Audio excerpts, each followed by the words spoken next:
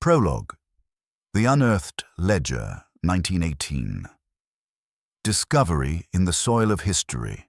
In the late autumn of 1918, amidst the rolling hills of Kentucky, a group of construction workers began excavating land near Somerset for a new county road.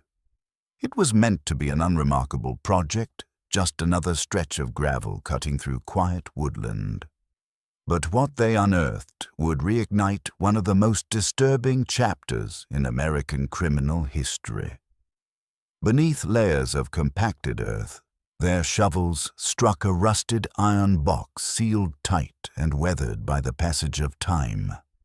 With great effort, they pried it open to reveal a haunting collection of 17 leather-bound ledgers, remarkably well preserved despite the decades. Each book was dense with handwritten entries composed in ink that had barely faded. It didn't take long for the county officials called to the scene to realize the magnitude of what had been discovered. Inside those ledgers was an astonishing and deeply unsettling record of a body trafficking operation that spanned nearly 4 decades from 1784 to 1821.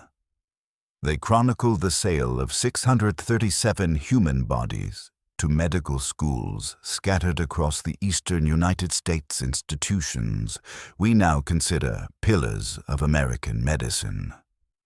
Each entry meticulously documented the details of the specimen, gender, age, physical condition, cause of death, when known, and most chillingly, a final notation that read the same across nearly all entries: coffin weighted appropriately. Family none the wiser. These were not the careless scrawls of some deranged criminal. They were the deliberate, cold calculations of a systematic and profitable enterprise.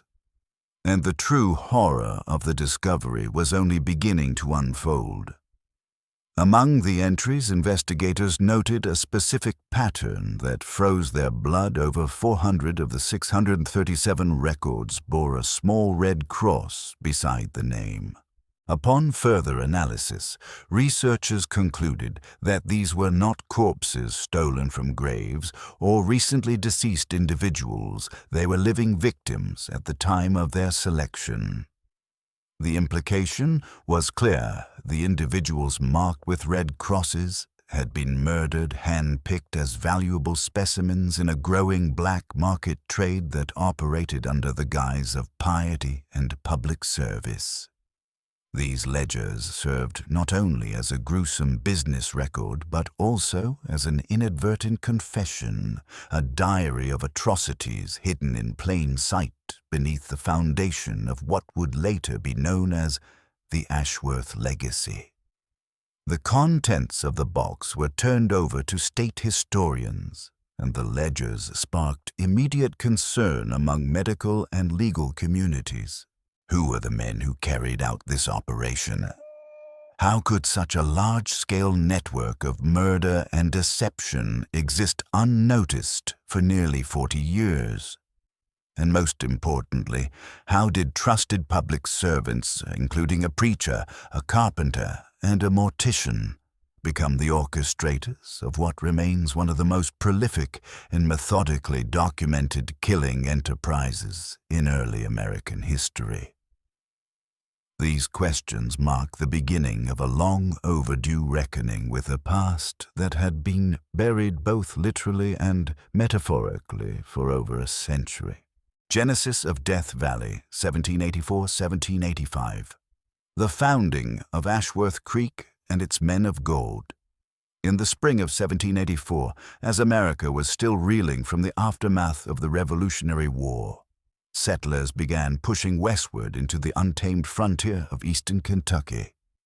Among the dense pine forests and winding hills, a small settlement began to take shape, a place that would come to be known as Ashworth Creek. Though unnamed at the time, it started with just a scattering of cabins built by families migrating from Virginia and North Carolina, all seeking fertile land and a fresh beginning. By the end of that year, the community had grown to include roughly 40 families, most of them Baptists, fiercely independent and deeply religious. The nearest major town was nearly a 2-day journey by horse-making, Ashworth Creek, one of the more isolated settlements in the region, especially during harsh winters when the surrounding mountain passes were rendered impassable. Into this budding, vulnerable community came 3 men whose arrival seemed at first to be a godsend. The Ashworth brothers, Ezekiel Morai and Zachariah, presented themselves as the very solution to the town's pressing needs. Ezekiel, the eldest at 32, claimed to have worked as an undertaker in Philadelphia. His calm demeanor and professional composure immediately gave him an air of quiet authority. Morai, 30, was a skilled carpenter who offered his services as a gravedigger and coffin maker, 2 trades of undeniable necessity in a region with no established burial system. The youngest, Zachariah, just 27, was the most charismatic. A formerly trained Baptist preacher from a seminary in Virginia, he arrived with his Bible and a talent for oration that would in time win over even the hardest hearts in the wilderness. Within 6 months of settling, the brothers purchased a 5-acre plot on the eastern edge of the community and announced their intention to build a cemetery and chapel for the town's dead.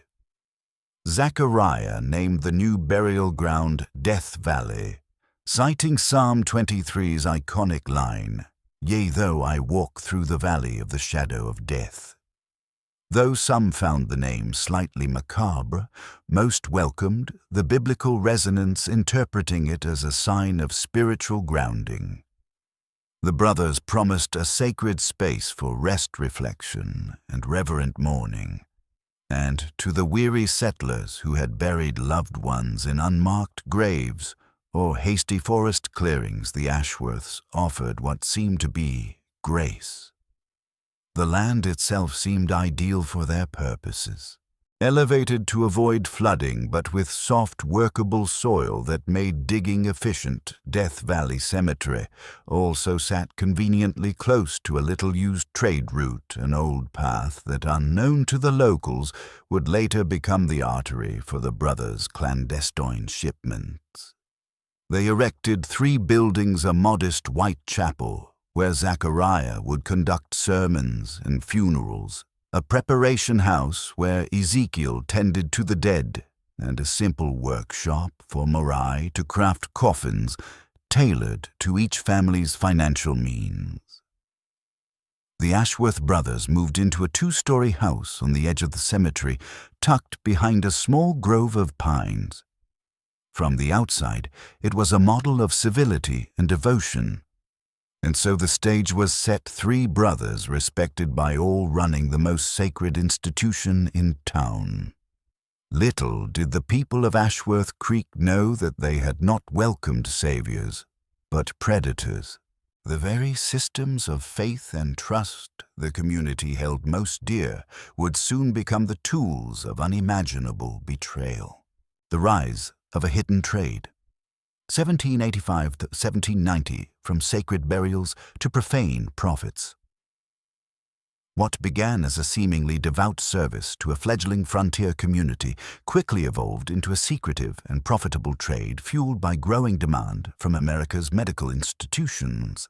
By 1785, just 1 year after the Ashworth brothers established Death Valley Cemetery, the brothers recognized a disturbing opportunity: the desperate shortage of human bodies for anatomical study in the rapidly expanding field of American medical education. At the time, medical schools in cities like Philadelphia, New York, and Baltimore faced legal and ethical restrictions that prevented them from obtaining sufficient cadavers for dissection. The few corpses legally available, primarily those of executed criminals, could not meet the needs of dozens of newly opened colleges.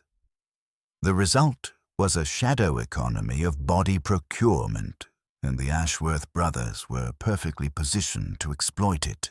Ezekiel, with his previous ties to the Pennsylvania hospital, had already developed relationships with physicians who had confided their frustrations.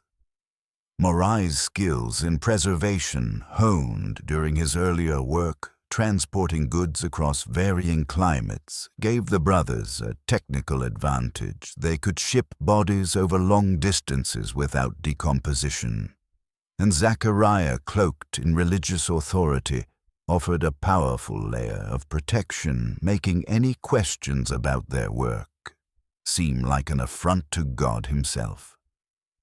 This trifecta of roles, undertaker, craftsman, preacher, enabled the Ashworths to create a nearly invisible supply chain. The community buried their loved ones, mourning sincerely over coffins filled not with human remains, but with carefully arranged weights of sand, rock, and in winter, frozen soil. The operation was meticulous from the start. Ezekiel would receive the deceased and prepare the body for viewing. At funerals, mourners would see the face of the departed lying peacefully in an open casket, but the body was typically draped or obscured.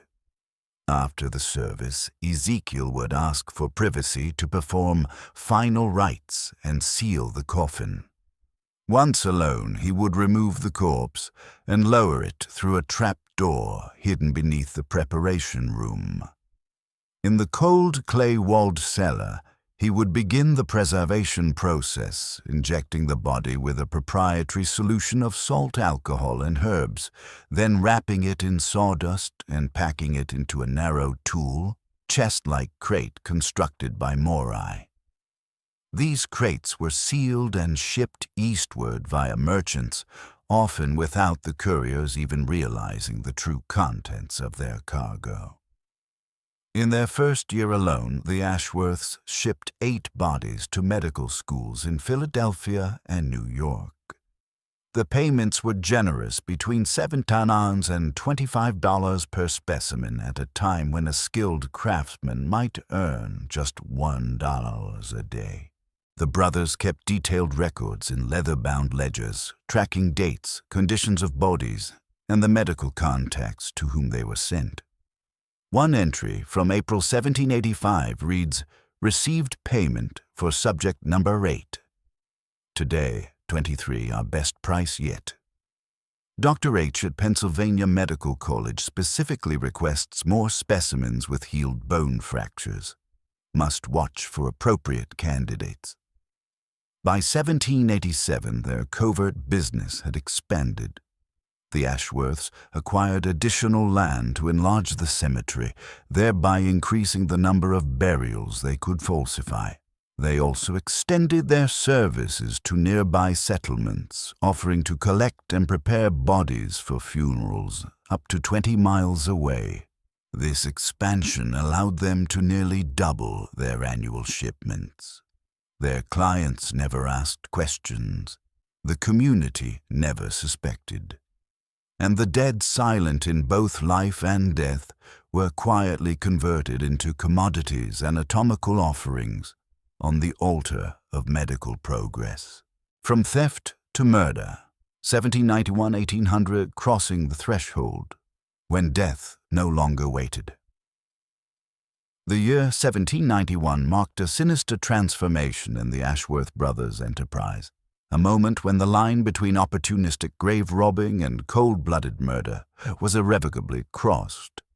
For nearly 7 years they had honed their craft as clandestine body snatchers, deceiving a trusting community while discreetly feeding the growing demand for cadavers from medical institutions. But that year, a letter arrived from Dr. William Hammond of Jefferson Medical College in Philadelphia, an urgent coded message that would forever alter the brothers' calculations. In veiled language, the doctor wrote of an intensified need for fresh specimens, bemoaning the new legislation that had further restricted traditional sources of anatomical material. Then came the offer $40 per body, nearly double the Ashworths' highest previous payment, with additional bonuses for specimens exhibiting educational value, such as rare diseases, physical anomalies, or surgical scarring. Ezekiel's response, recorded that evening in his ledger, was chilling in its precision. $40 per subject changes our calculations entirely. At such rates, we need not wait for death to visit Ashworth Creek. The shift was as cold as it was methodical. Up until that point, the brothers had relied on natural deaths, harvesting only those whose passing raised no alarm. But now the incentive to accelerate supply was simply too lucrative to ignore. The brothers realized they could supplement their dwindling local sources by targeting strangers, solitary travelers passing through the remote countryside, men without close ties, or anyone likely to ask questions should they vanish. Their first victim was just such a man, a nameless traveler who had sought shelter at the cemetery chapel during an early autumn storm. Zachariah, ever the gracious host, invited him to dine with the brothers. That evening the wine was laced with a potent combination of herbs and tinctures, a formula Ezekiel had learned during his time in Philadelphia, capable of inducing rapid unconsciousness, followed by respiratory failure. The man died silently, his death mimicking a peaceful passing from natural causes. In Ezekiel's ledger, the entry was as clinical as ever, subject number 73, male approx. 30 robust physique surgical scar across abdomen. No identification found. Preservation begun within the hour. Should fetch premium price. From that moment forward, the Ashworths had moved beyond deception into the realm of orchestrated murder. The brothers quickly developed a system for identifying and selecting suitable victims. Zachariah would initiate conversations with travelers, gauging their background connections and intentions. Ezekiel observed from a distance, noting behaviors and movements, especially those traveling alone. Morai, the least social of the three, retrofitted their cellar to accommodate multiple bodies at once, creating 3 preservation chambers to handle demand during busy seasons. Over time, the brothers refined their methods. The fatal concoction was improved to leave no detectable trace even if the body were later examined. Valuables were quietly stripped from victims, documents burned, and personal effects sold or traded far from Ashworth Creek to reduce risk. By 1795, the brothers had shipped 28 bodies to medical schools, 19 of them murder victims. In that single year alone, their profits exceeded $100, equivalent to over $23,000 today. What had once been a side operation conducted in the shadows had become a calculated, thriving industry of death. The Ashworths no longer waited for mortality. They created it, selecting their offerings to the gods of science with all the detachment of seasoned merchants, filling a ledger with inventory. Empire of Death. 1800, 1815. The golden years of the Ashworth trade. By the turn of the 19th century, the Ashworth brothers had fully perfected their operation. What had begun as calculated deception and evolved into strategic murder had now grown into one of the most organized and profitable body trafficking networks in early American history. Between 1800 and 1810, their ledgers recorded the shipment of 217 bodies, an average of nearly 2 per month. The majority of these were not the unfortunate dead of Ashworth Creek, but carefully selected victims murdered and prepared for a clientele that stretched across 6 states. Their clients included prominent physicians, medical professors, and officials who, though cloaked in academic prestige, were complicit in a macabre commerce of flesh and ambition. The brothers had by then expanded every element of their operation. The original cellar beneath Ezekiel's preparation house had been rebuilt into a much larger underground facility, with improved ventilation, separate chambers for various stages of preservation, and even a hidden rear exit. This allowed bodies to be moved discreetly to wagons parked in the pine woods behind the property far from the chapel and community gatherings. Their preservation techniques, pioneered by Marai and refined over years of trial and error, were now so effective that corpses remained suitable for dissection even after weeks in transit. Shipments could now reach clients as far as Boston and Charleston, vastly increasing their market reach and income. Still, they maintained an impeccable facade. The cemetery was immaculately kept, with grave markers growing more elaborate over time, many carved personally by Morai, who had become known for his artistry in coffin making and stonework. Twice a year, Zachariah organized community events to clean the grounds, plant flowers, and maintain the illusion of sanctity. These events would culminate in shared meals on the very land where the community unknowingly grieved over empty graves. No one questioned why the Ashworths would occasionally disappear for days at a time. They were assumed to be traveling to source materials or visiting relatives in Virginia. In truth, these absences aligned with shipment schedules and business meetings in distant towns. To manage their expanding empire, the brothers developed a coded system of communication with their clients. Letters referred to corpses as study materials and used agricultural metaphors to describe condition and desirability. A fresh corpse was a green harvest, while preserved bodies were cured crops. Specimens with notable traits were described in lumber terms, knotted for tumors, clean grain for ideal anatomy. These codes were exchanged via trusted post riders and merchants who were either complicit or unsuspecting, and allowed the brothers to maintain secrecy even as their trade volume increased dramatically.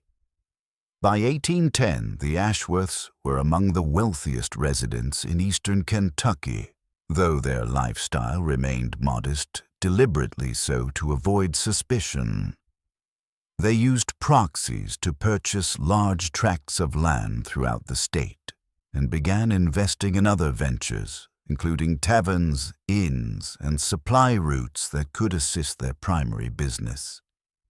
Despite the ever-growing scale of their crimes, the community continued to revere them. Zachariah's sermons were more popular than ever, attracting visitors from neighboring settlements. Ezekiel was seen as a dignified caretaker of the dead. Morai's coffins were considered the finest in the region. Not a single resident of Ashworth Creek suspected that for years they had lived atop one of the most grotesque criminal empires in American history. A literal empire of death hidden beneath their feet, sustained by trust, obscured by faith, and fueled by greed disguised as service.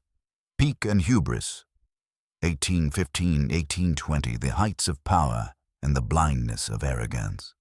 The years between 1815 and 1820 mark the pinnacle of the Ashworth brothers' operation, a period defined not only by staggering financial success, but also by the quiet confidence of men who believed they were untouchable. In the wake of the War of 1812, the United States entered a period of expansion and modernization, and with it came a boom in the medical sciences. As new medical schools opened across the eastern seaboard, the demand for cadavers rose dramatically. Where some saw a crisis, the Ashworths saw a market opportunity. They met this growing demand with ruthless efficiency, shipping an average of 36 bodies per year to clients across Boston, Baltimore, Charleston, and Richmond. Their preservation techniques had become so advanced that even weeks-long transportation in summer posed no problem. Corpses arrived ready for dissection, looking as though they had died only hours before. The brothers no longer saw themselves as criminals, but as indispensable providers of scientific progress. Their self-justification, hinted at in ledger notes, reflected a delusional belief in the nobility of their cause. Ezekiel wrote, "Our work elevates medicine.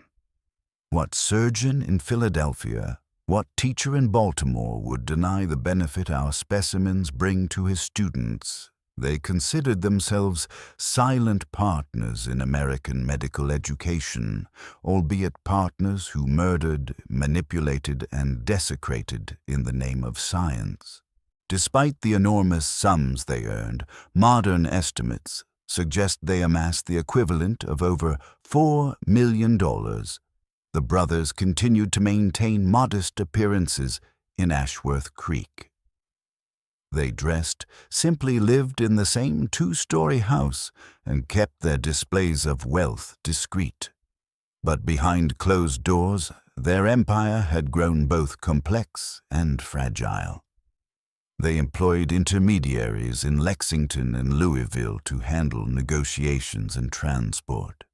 They maintained networks of stagecoach drivers and merchants paid to carry medical cargo without questions. And most disturbingly, they expanded their connections with doctors and professors who were fully aware of the origin of the bodies they were receiving. Some of these men, once merely complicit through indifference, now actively placed orders for specific body types.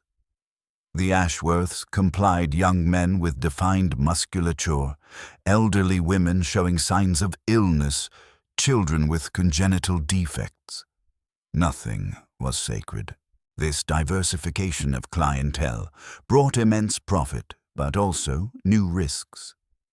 The more people involved, the harder it became to maintain secrecy. The possibility of betrayal of accidental exposure loomed larger with every shipment.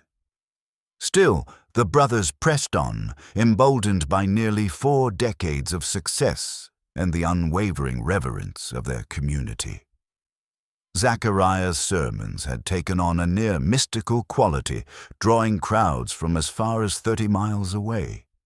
His words on death, eternity, and the mystery of the soul moved entire congregations to tears, while the very building in which he preached sat atop a killing floor of his own making.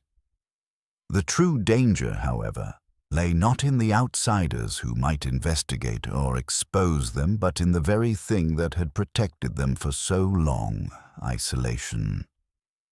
As the country modernized, even remote settlements like Ashworth Creek began to feel the tremors of change.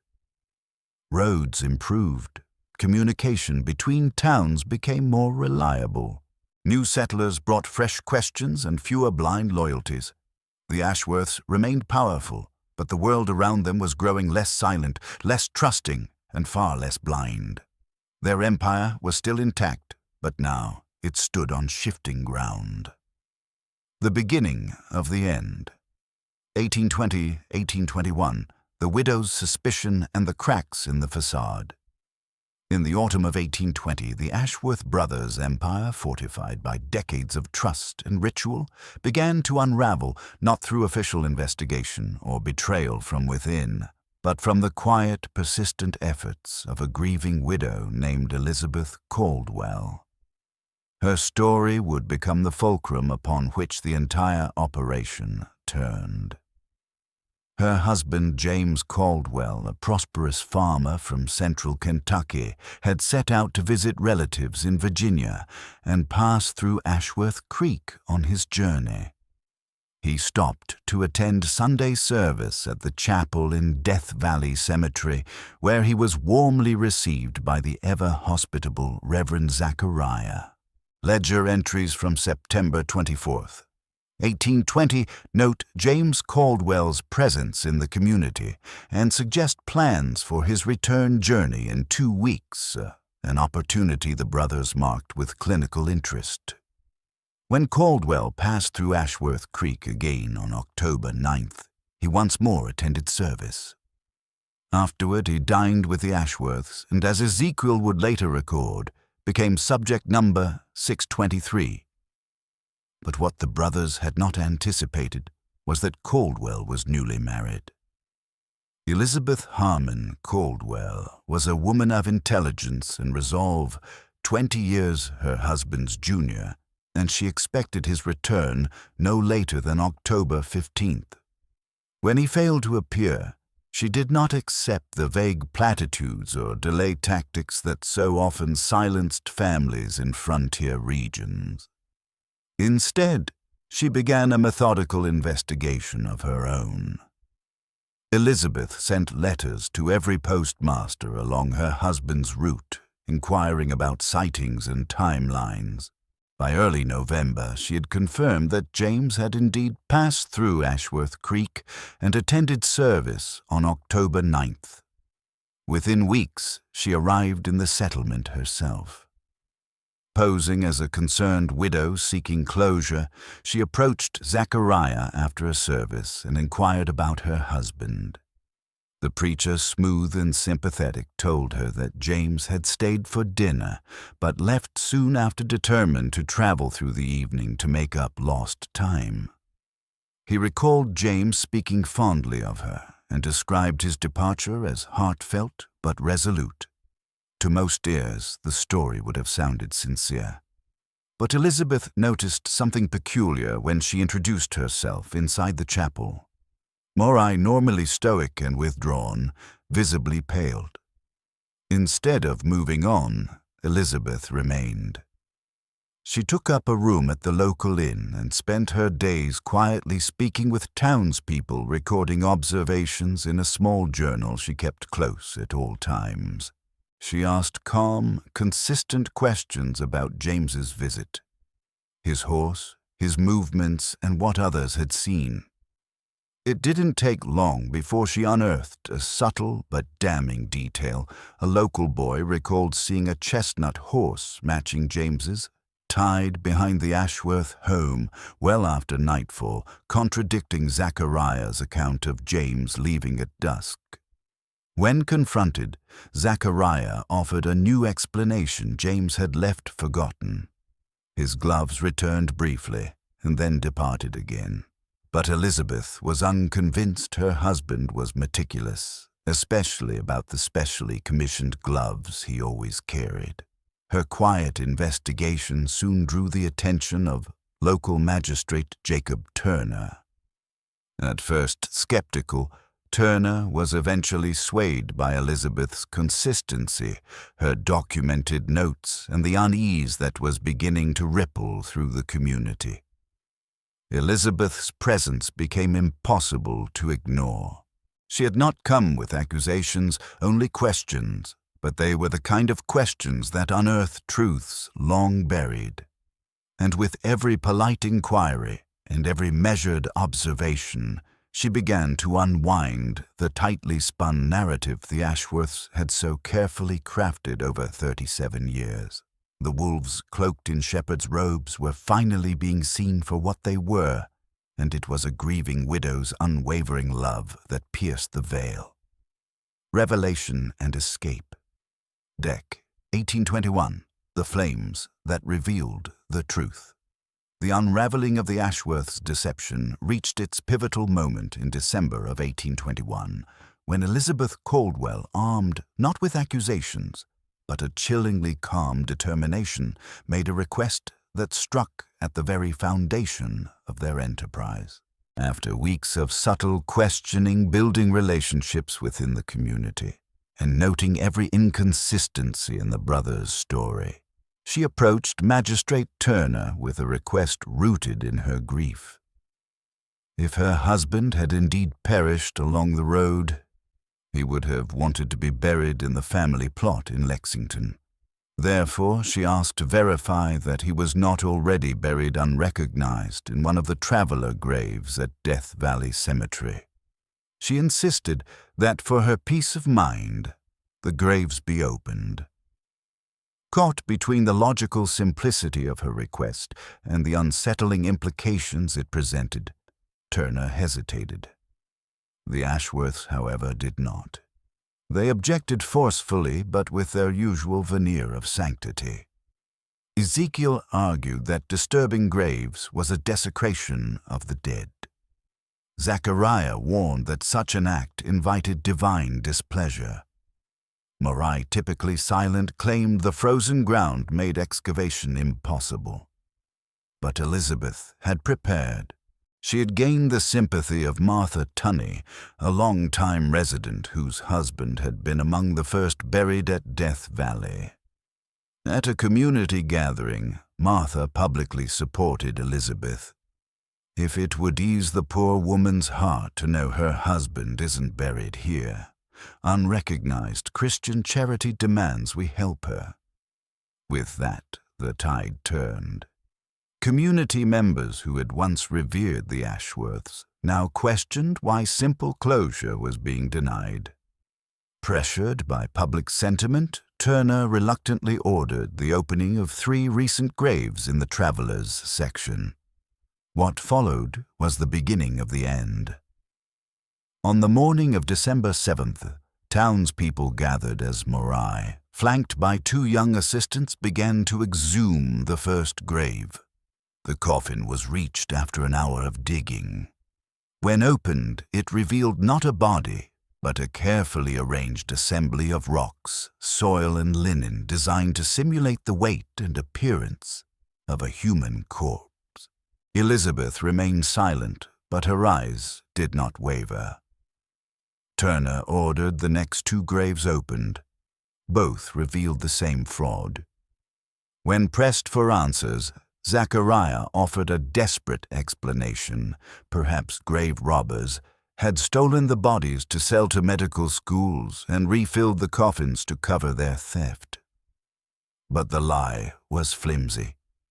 Why, Elizabeth asked pointedly, would thieves take the time to refill coffins, reseal them, and rebury them without anyone noticing? The murmuring crowd, once congregants and clients of the Ashworths, grew restless.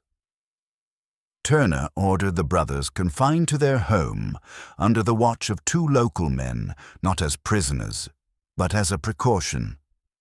That night, the Ashworths executed the escape plan they had evidently prepared for years. Ezekiel's final ledger entry, later recovered, read, "All is lost. The woman's persistence has undone decades of work. Essential records and funds secured. God's work as we have defined it must continue elsewhere." They set their home ablaze. The fire lit up the forest, drawing townspeople to help save what they believed was the residence of their beloved clergy and undertaker. But the fire was not a disaster. It was a smokescreen. In the chaos, the brothers vanished into the night with a prepared wagon and supplies. Their home burned, but in the rush to contain it, a new truth was exposed as the flames spread to the preparation house.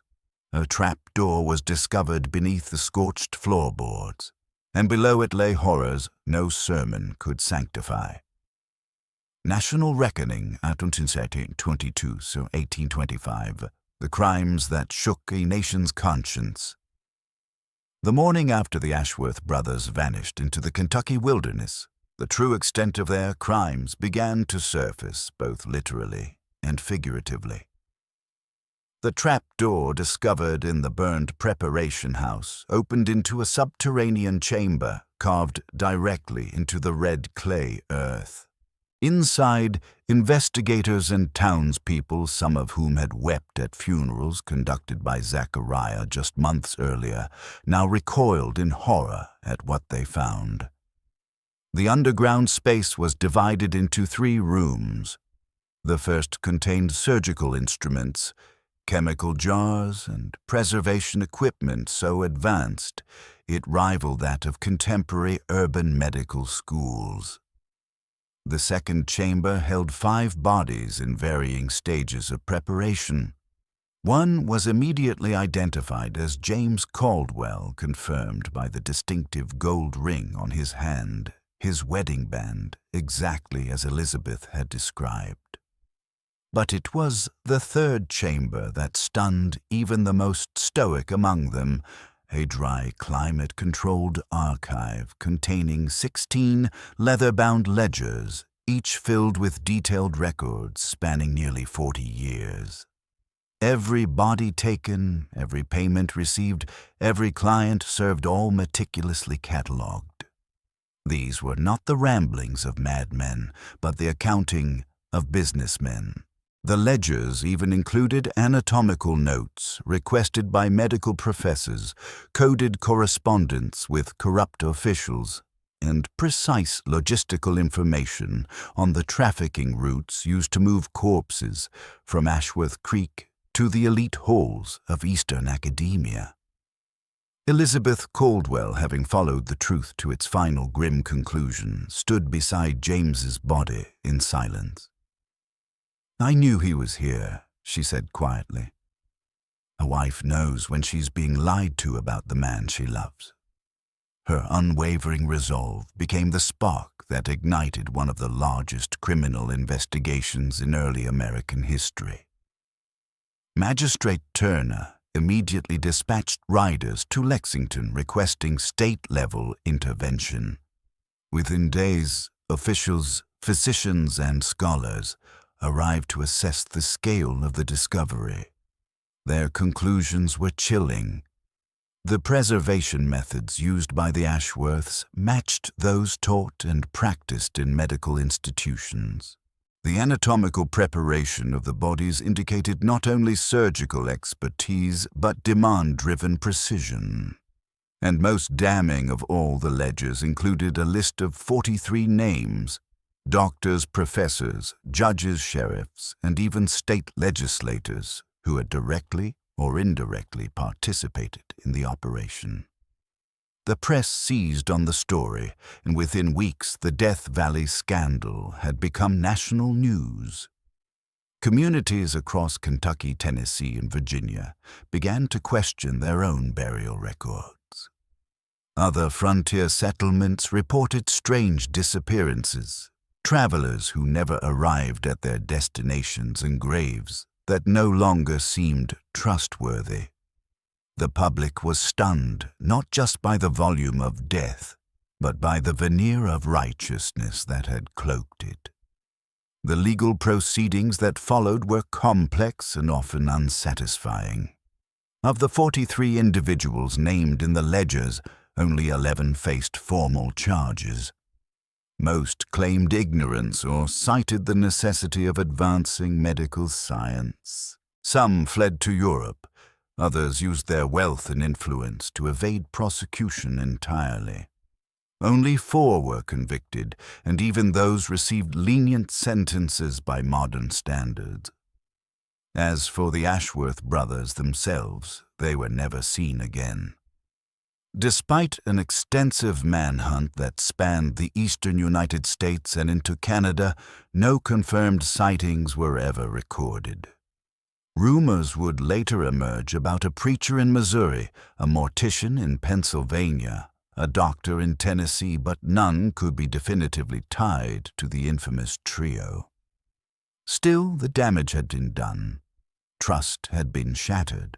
A once revered family was now synonymous with betrayal, manipulation, and murder. The reckoning had arrived not just for the Ashworths, but for a young nation forced to confront the shadows hiding behind its progress. Legacy and lingering shadows. 1825 vs. 1918. The ghosts beneath the grass. In the years following the investigation, Ashworth Creek, once a place of reverent gatherings and humble pride, became a community haunted by shame and disillusionment. The very land where children once played and families laid loved ones to rest was now known across the country as the epicenter of one of the most grotesque criminal enterprises in American history. No one could look at the chapel without recalling that beneath its floorboards lay a slaughterhouse masquerading as sanctity. No one could walk past a grave without wondering whether a body actually rested beneath it. By 1823, the townspeople had petitioned to officially change the name of their community. Ashworth Creek was erased from maps, replaced by a new name, Providence. The change was both symbolic and deeply psychological, an attempt to break away from the stain left by the three brothers who had so thoroughly betrayed their trust. Death Valley Cemetery was formally deconsecrated. Many families, shaken to the core, chose to exhume what they believed to be the remains of their loved ones. In most cases, they found only weighted coffins filled with stone soil and scraps of clothing. It was a grief that struck twice, once in loss and again in the violation of trust. A single stone marker was erected on the far edge of the cemetery, near the mass grave where unidentified remains were respectfully reinterred. It read, "Here lie the victims of man's inhumanity to man." 1784–1821. It was a quiet epitaph for a history too painful to speak aloud. The forest slowly reclaimed the cemetery grounds as if the earth itself sought to hide the memory. Yet the psychological wounds lingered far longer. Those who had once held the Ashworths in high regard now wrestled with guilt, denial, and self-doubt. Rebecca Lansing, a respected member of the community, captured this sentiment in a letter to her sister. "We invited wolves into our fold and called them shepherds. We gave them our dead to tend and never questioned when they grew prosperous from such somber work." The betrayal was total. The very individuals entrusted with guiding souls to the afterlife had instead profited from those souls like cattle at market. Throughout the 19th century, the Ashworth case faded from public consciousness. Victorian sensibilities preferred sanitized versions of death, and the full horror of what had transpired was considered too disturbing for public discourse. While medical ethics textbooks occasionally referenced the scandal, it became little more than a dark footnote in lectures on the history of anatomical study. Only in local folklore did the story survive, spoken in hushed tones, passed down as warnings or ghost stories to frighten children into obedience. But the trauma left behind a deeper legacy, one that shaped burial customs and community rituals for generations. Across the Appalachian region, new practices emerged: multi-day wakes, during which bodies were never left alone. Burial societies formed to oversee each interment personally, and the tradition of sitting up with the dead, where mourners kept vigil beside graves for days after burial to ensure no tampering occurred. The era of blind trust had ended. In its place grew a cautious reverence, one that asked not only how the dead would be buried, but who could truly be trusted to carry out the act. Though the Ashworth brothers had vanished, their crimes continued to echo, not through their names, now erased, but through the cultural rituals they had inadvertently reshaped. The shadows of their deeds lingered in every cautious glance at a coffin, every prayer uttered with doubt, and every silence that followed the sound of dirt hitting an uncertain grave.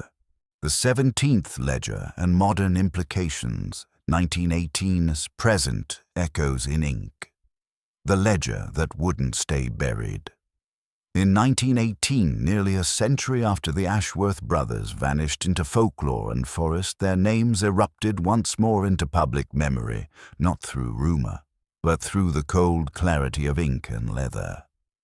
As construction workers near Somerset, Kentucky, cleared land for a new road, they unearthed an iron box sealed tightly against time. Inside, preserved against moisture and decay, were 17 leather-bound ledgers. 16 were quickly identified as the infamous Death Valley records used as evidence in the 1822 investigation. But the 17th volume, never seen before, was the most chilling of all. This final ledger, written in Ezekiel Ashworth's familiar, precise hand, was not merely a logbook of crimes. It was a manifesto. It contained detailed contingency plans the brothers had crafted should their operation ever be exposed. Included were coded maps leading to buried caches of gold and currency scattered across eastern Kentucky, most of which to this day remain undiscovered. It outlined strategies for establishing new identities, including a list of contacts, ferrymen, doctors, magistrates willing to offer protection or silence for a price. More disturbingly, it revealed a network far larger than previously believed.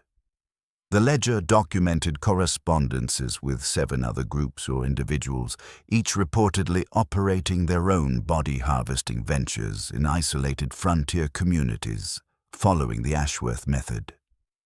These protégés, as Ezekiel called them, had been given preservation techniques, logistical advice, and most importantly, a code of discretion. One letter reads, "Our methods have created a new industry. The demand from medical science is insatiable.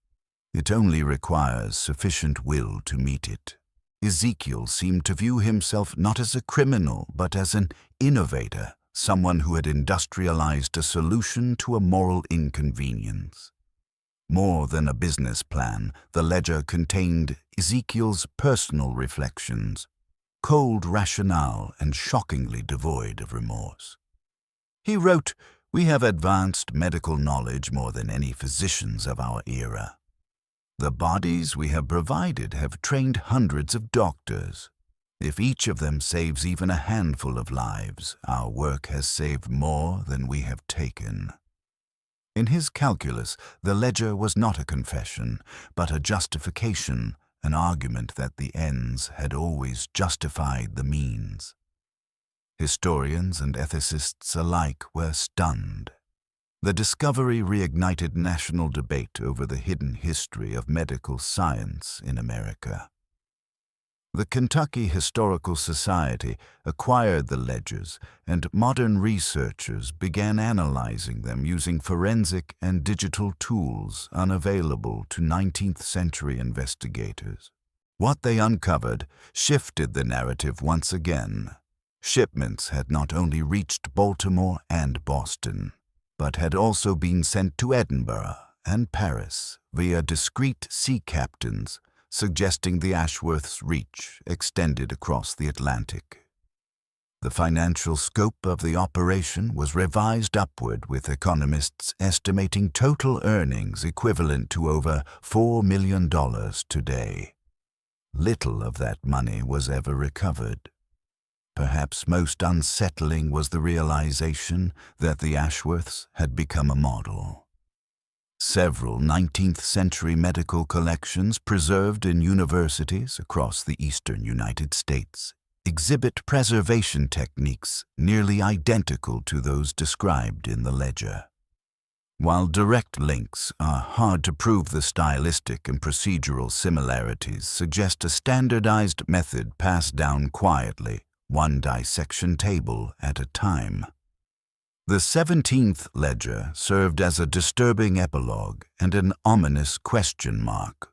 If the Ashworths had inspired others, how far had their influence really spread? How many other respectable communities were unknowingly built on similar horrors, and how many other ledgers still lie hidden, waiting for an unassuming shovel to crack open a forgotten truth? Epilogue: Elizabeth Caldwell's legacy, the widow who brought down an empire. In the years that followed the exposure of the Ashworth brothers, one figure emerged not only as a tragic widow, but as a quiet force of justice: Elizabeth Caldwell. Though history has often centered on the crimes of the Ashworths, it was Elizabeth's unwavering determination, calm resolve, and methodical pursuit of truth that ultimately dismantled one of the most insidious enterprises in American history. She did not seek fame nor vengeance. Her quest began simply to find her husband.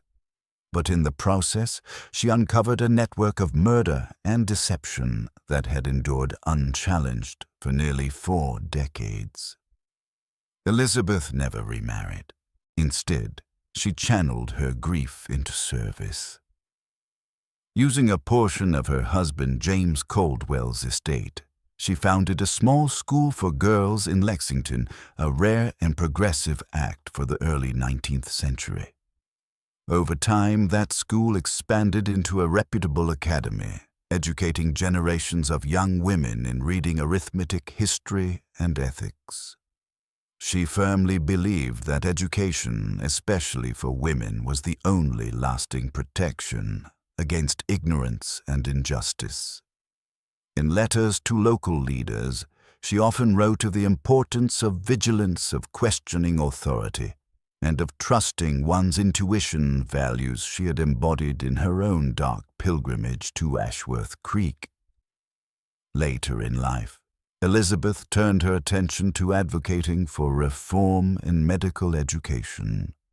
In quiet meetings with legislators and in public addresses at civic gatherings, she spoke about the urgent need for ethical oversight in the acquisition of anatomical specimens. She did not condemn science, she condemned silence. Knowledge, she said in one address, must never come at the cost of invisible suffering. We cannot build healing on the backs of the stolen dead. Her efforts contributed to the passage of legislation in Kentucky and several neighboring states that explicitly outlawed the unregulated sale of cadavers and required all medical institutions to document the origin of anatomical donations. In 1860, at the age of 76, Elizabeth granted a rare interview to the Louisville Courier. In it, she was asked if she felt pride in being the person who had brought the Ashworth legacy to light. She paused, then replied, "I feel no pride, only a deep sadness. My James and hundreds like him were sacrificed on the altar of progress. If there is any consolation, it is that their deaths helped prevent others. But that is a bitter comfort." Her voice, though steady, carried the weight of unspeakable loss. She died 3 years later, her funeral attended by former students, civic leaders, and even physicians who credited her campaign with reshaping their profession. She was buried beside her husband at last in a marked grave beneath a simple stone that reads, "Truth pursued, love remembered, justice done." Elizabeth's legacy is not one of grand monuments or political power, but of quiet perseverance in the face of indifference. She reminded a nation that, even in its infancy, evil could wear the face of trust and that justice sometimes arrives, not with thunder, but on the determined steps of a woman who refuses to accept a lie. In a century filled with men who shaped empires, Elizabeth Caldwell dismantled one. Not with violence, but with questions. Not with vengeance, but with truth. And in doing so, she became something far rarer than a heroine. She became the conscience history almost forgot.